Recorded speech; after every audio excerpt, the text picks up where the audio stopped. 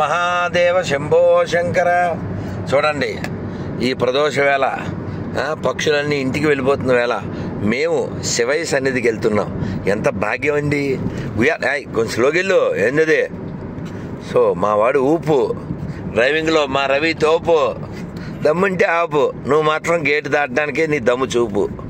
ఎందుకంటే మేము ఇప్పుడు తొందరగా గేటు దాటకపోతే రాత్రంతా శివరాత్రి కంటే ముందు అడవి దగ్గరే జాగారం చేయవలసి వస్తుంది.